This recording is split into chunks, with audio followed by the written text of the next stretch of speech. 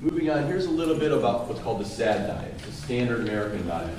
It's sad for a reason, because it's the farthest thing from this Paleolithic diet, the way we're meant to eat as possible, because of these processed convenient foods. What we're going to focus on is that it's not what you digest, it's what you absorb that really matters, making sure you're absorbing and utilizing good nutrients. So some of the kind of problems that we have right now. We eat a lot for different reasons. We eat out of boredom. We eat because we're actually really thirsty and dehydrated, and we don't realize it, so we just keep eating because we're not satisfied. Well, what do? We chronically overeat. We use food for different psychological or physiological reasons. We overeat when we're not really hungry. And we also have a really bad relationship with food in this country. We use these junk foods, which are kind of like drugs, as rewards. And we start when we're really young. It starts, I would say, the first thing it starts with is the birthday cake.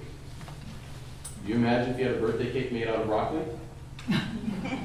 It'd be great. If you never had that image of this food is good for when you're good, and this food is your bad that you have to eat in order to get the good food, makes sense that way. But we start really young with that, right?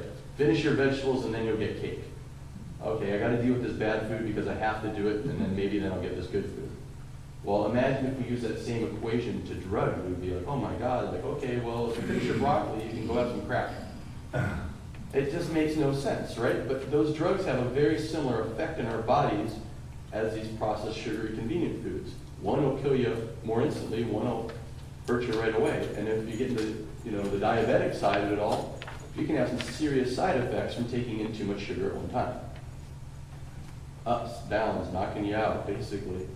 And the biggest thing is you want to make sure that the quality of food you're eating is really good. And if you ever throw any of these other types of foods in, you view it as a recreational drug in the sense that you get very small quantities as just a little tasty treat every once in a while, but you make sure you don't overdo it.